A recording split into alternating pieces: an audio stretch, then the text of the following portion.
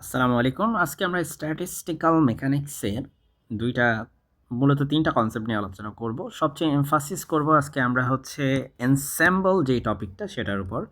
Ensemble কি সেটা নিয়ে আমরা আলোচনা করব ইনশাআল্লাহ। এরপরে হচ্ছে হেল্মহোল্টজ ফ্রি এনার্জি নিয়ে আলোচনা করব। আর সবার লাস্টে একটু এনথালপি নিয়েও কথা বলবো। সো প্রথমেই আমরা এনসেম্বলের কনসেপ্টটা নিয়ে আলোচনা করি। আমরা জানি যে স্ট্যাটিস্টিক্যাল মেকানিক্সে একেবারে হার্টে যেই টপিকটা গুরুত্বপূর্ণ স্ট্যাটিস্টিক্যাল মেকানিক্স যখন আলোচনা আমরা শুরু করি, ইভেন আমরা বিগিন করা শুরু করি, তখনই আমরা একটা শব্দ শোনা শুরু করি, সেটার নাম হচ্ছে এনসেম্বল। এনসেম্বল কি এটা আমাদের জানতে হবে। আমরা এনসেম্বল না জেনে অনেকেই কিন্তু স্ট্যাটিস্টিক্যাল মেকানিক্স কোর্সটা পাসও করে ফেলি, তাই না? এনসেম্বল জিনিসটা কি, মানে না জেনে বলতে না বুঝে আর কি। এনসেম্বল বলতে বোঝায় আসলে তোমার এমন কিছু প্রপার্টি যেগুলো হচ্ছে ম্যাক্রোস্কোপিক্যালি তারা আইডেন্টিক্যাল। ম্যাক্রোস্কোপিক্যালি তারা আইডেন্টিক্যাল, কিন্তু মাইক্রোস্কোপিক্যালি তারা হচ্ছে ভিন্ন। ঠিক আছে?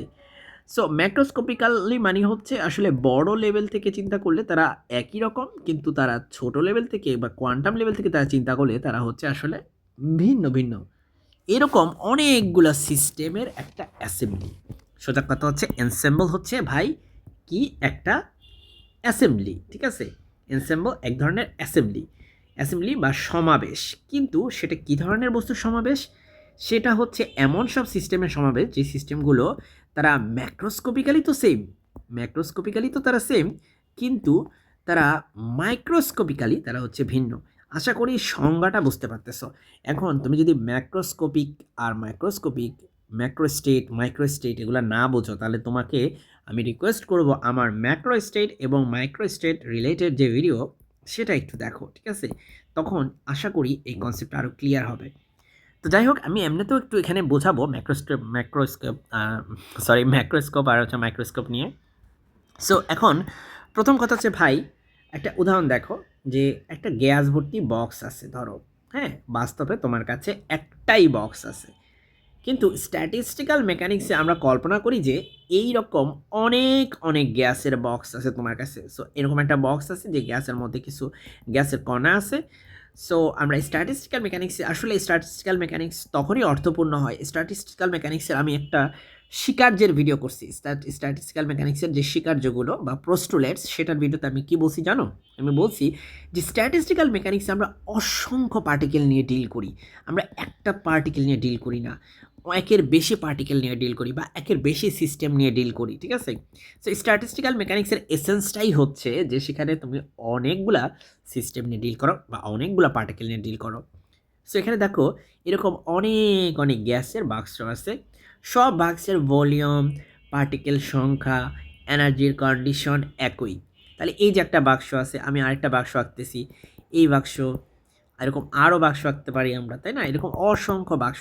প্রত্যেকটা বাক্সের ক্ষেত্রে ধরো ভলিউম সেম, হ্যাঁ, পার্টিকেলের যে সংখ্যা সেটা সেম, তার মানে ভলিউম সেম মানে ভি সেম, পার্টিকেলের সংখ্যা সেম মানে হচ্ছে ধরো এন সেম, হ্যাঁ, এনার্জির কন্ডিশন ধরো যে সেম।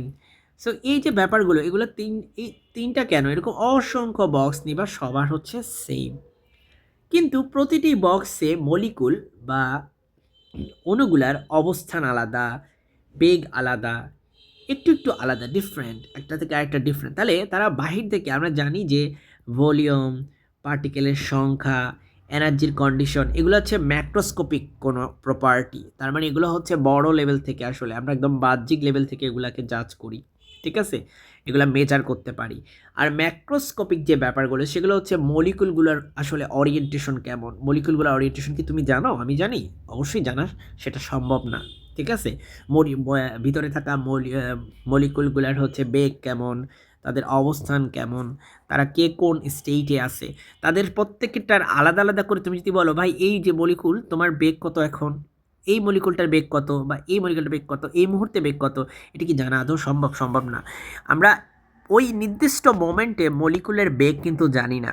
ঠিক আছে? আবার অ্যাজ এ হোল পুরো সিস্টেমের কিন্তু আমরা ঠিকই বেগ জানি। ঠিক আছে? সো ম্যাক্রোস্কোপিক্যালি আমরা আমরা তাদের সম্পর্কে জানি, বাট তাদের মাইক্রো লেভেল থেকে তাদের সম্পর্কে জানাটা আমাদের পক্ষে পসিবল হয় না।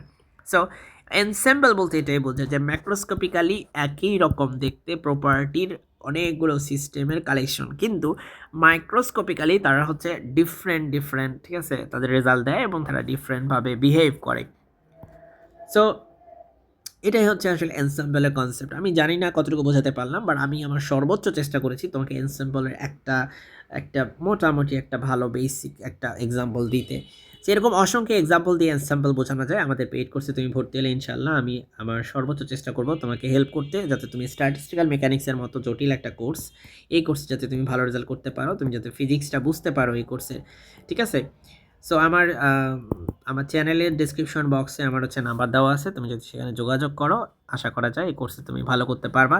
এখন আমরা দেখতে পাচ্ছি যে হেলমহোল্টজ ফ্রি এনার্জি, এটা হচ্ছে এক ধরনের থার্মোডাইনামিক ফাংশন, যেটা মূলত হচ্ছে আমরা এভাবে ডিফাইন করি যে ইউ মাইনাস টি এস, যেখানে এফ হচ্ছে হেলমহোল্টজ ফ্রি এনার্জি, আর ইউ হচ্ছে অভ্যন্তরীণ শক্তি বা ইন্টারনাল এনার্জি, টি হচ্ছে তাপমাত্রা, আর এস হচ্ছে মূলত এনট্রপিকে রিপ্রেজেন্ট করে, ঠিক আছে? সেই ডেফিনেশনটা মনে রাখবা, এটা আমাদের কাজে লাগবে বিভিন্ন সময়। এরপর হচ্ছে এনথালপি কাকে বলে? এনথালপি হচ্ছে আমরা ডিফাইন করি এইচ দিয়ে। Enthalpy is equal to H equal to U plus PV. This is how we define enthalpy, where U is the internal energy, again P is the pressure, and V is the volume of the system. So this is how we define enthalpy. So আজকে আলোচনার main টপিকটাই ছিল আসলে ensemble. যদি আমি সেটা তোমাকে বোঝাতে সক্ষম হই, এটাই আমার সার্থকতা। আসসালামু আলাইকুম।